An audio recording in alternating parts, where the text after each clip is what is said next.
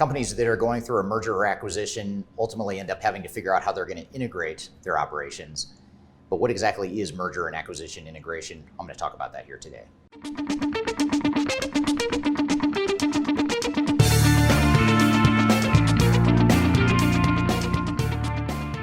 My name is Eric Kimberling. I'm the CEO of Third Stage Consulting. We're an independent consulting firm that helps clients throughout the world with their digital and business transformation journeys. And organizations that go out and buy other companies, either because they want to grow as an organization and or because they're private equity owned and the private equity firm is trying to grow the organization, need to figure out how they're going to integrate their operations. How are we going to bring these companies together? How are we going to get the most value out of the organization that we can? And it's often been cited that over 80% of merger and acquisition integrations fail, but what we need to understand is why do they fail?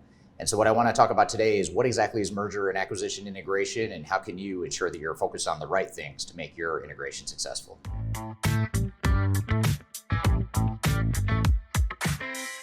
So when organizations go out and buy and acquire other organizations, they typically have a reason for doing so. They want to increase value in some way.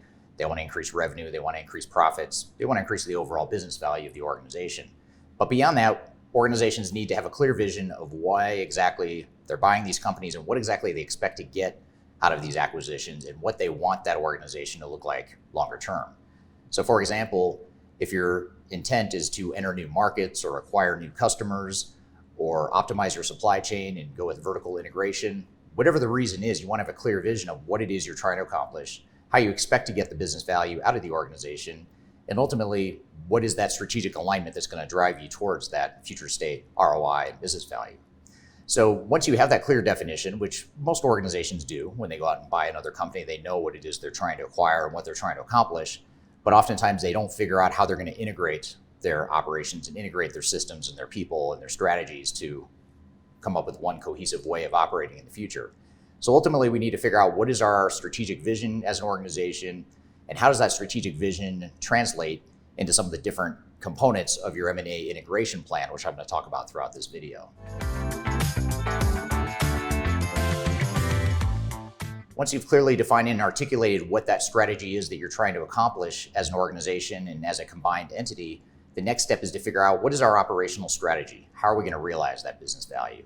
Is it going to be through cost reductions? Is it going to be through a better customer experience? Is it going to be through more effective business processes and operations? Or perhaps we're acquiring capabilities in the company that we're buying. But whatever the case is, we want to have a clear operational strategy for how we're going to tie this all together. How are we going to integrate our operations? How are we going to integrate our business processes and everything that's related to that? So one of the big keys to M&A integration success is to ensure that you've integrated your operations and you have a clear future state vision of what you want your business processes to look like and what you want your operational model to look like, your target operating model. So for more information on this, check out my YouTube channel for other videos related to business process reengineering and business process management. We have some deeper dive videos that explain how to do this in a lot more detail than I have time to get to here today. But in general, understand that operational strategy is a key component of M&A integration strategy. As you're defining what your operational strategy is going forward, if you're doing it right, you're inevitably going to identify how the organization or the people are going to be affected by that operational strategy. So for example, if you're going to consolidate operations or standardize operations, change your customer experience, change your business processes in any sort of way, that's going to have a material impact on how people do their jobs day to day. So having a clear vision of what that organizational strategy is very important. And I mentioned at the top of the video that about 80% or more of merger and acquisitions fail because they fail to integrate appropriately. And the number one reason why M&A integrations fail is because the cultures don't mesh. So one of the biggest things you have to do as part of your organizational strategy is define what is your culture as an organization today, what's the culture of the organization you're acquiring, and what's that future state culture of the combined entity. And it's important to have a very deliberate strategy behind this. A lot of times organizations and the PE firms that are involved in M&A integration don't really think about culture, but that is a crucial part and a critical success factor for ensuring that you integrate the two companies successfully. And it's also important to note that you're not going to change the culture overnight. You're going to be able to bend the culture, but you certainly don't want to break the culture. So it's important to identify what that future state is, know that it's going to take you some time to get there, but at least you have a deliberate strategy to get there. And ideally, what you want to do is take the best of all worlds. So if you're acquiring multiple companies and multiple cultures, what are the traits or the characteristics of these different entities that you can combine into that future state best of cultural model that'll help you get there. Now, one other component of organizational change that's so important in M&A integration is organizational design. What are roles and responsibilities going to look like? What's the org chart going to look like? What are reporting relationships going to look like? Those are all really important things to define so that you can ultimately realize that business value from the organization, whether your business value is focused on cost reduction or more efficiency, better customer experience, better operating model, whatever it is. You want to make sure that you have a clear vision and a clear plan for what that organizational design is going to look like. And ultimately, this overall organizational change strategy should be a core component of your overall M&A integration strategy and plan. The next thing to think about is the technical integration between the different entities that are being combined. Whether you're buying one company or multiple companies, you want to understand what systems you have today in the multiple entities and what new systems you might want to introduce to the organization going forward. So for example, we find oftentimes that organizations that are merging have multiple ERP systems, or they have multiple HR systems, multiple business intelligence systems, just multiple technologies throughout the organization. So the first step is to understand what is the lay of the land of the technology landscape, what does that overall architecture look like, and what is the future state going to look like? What are the ways that we can use technology to enable a better business proposition and business value from our combined entities? So having that clear vision and understanding is very important, and this may or may not lead you down a path of evaluating potential new technologies. In some cases, organizations have plenty of technology, and the goal is to reduce the number of systems that you have and ultimately narrow down to a standard set of systems. For other organizations, they might reduce the number of systems, but they might also replace the systems they have. They might come in and rip out the systems in both or all of the entities and replace it with a common platform going forward. So it really depends on your current situation and what you're trying to accomplish as an organization. Every organization looks different. Every M&A integration we work with looks a bit different.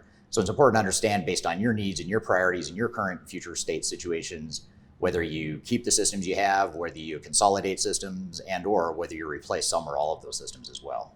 The other component of technical integration is looking at your data. So just because you've consolidated systems doesn't necessarily mean you're consolidating data. And if you want to have true, transparent visibility into the combined entity, you need to have a clear single source of truth and a clear data roadmap as well, data migration roadmap. So ensuring that you have that migration plan, that you clean up the data, and you have a single source of truth for your data is another important part of realizing the business value of your M&A integration.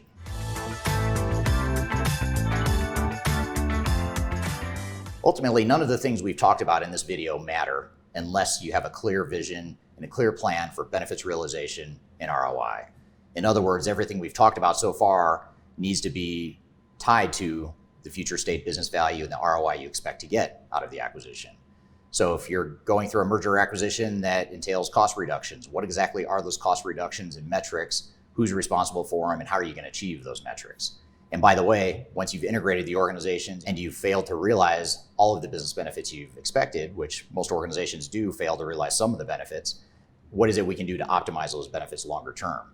So the integration and business value plan doesn't stop at any sort of magical end date. It's sort of an ongoing process, but you ultimately want to define what exactly those metrics are, what kind of business value you expect to get out of it, and who's responsible for helping achieve it. And by the way, this is also very important to your business intelligence strategy. So as you think about reporting, dashboards, visibility into the operations, visibility into the businesses that you've just acquired, it's important that you understand how the systems are going to tie together and provide real meaningful information, whether it's via a separate business intelligence tool or whether it's the reporting tools you may already have built into some of your existing systems. But either way, you want to have a clear BI strategy as well. So these are some of the major work streams that are important to M&A integration. And these are the different threads that you need to think about when building your overall roadmap and plan. So as you build your roadmap and plan, you want to break each of these threads down into different tasks and subtasks, different durations and owners, and really treat it like a normal project. Any sort of capital project or software implementation would have a project plan. So too should an M&A integration plan. So you want to assign a project manager, assign resources to it, have different experts that can help in different parts of the project. And ultimately, if you need outside help with executing or planning that integration, ensure you bring in the right outside support. For example, organizations like Third Stage Consulting can help you through this integration journey. So I hope that you found this information useful. I also encourage you, for more information, to not only check out some of the other videos on my YouTube channel, but download some of the materials I've included links to below. Things like our guide to digital and business transformation. Some of the best practices that are included in that guide will help you as you go through your journey in figuring out how you're going to integrate your merger or acquisition. So I hope you found this information useful and hope you have a great day.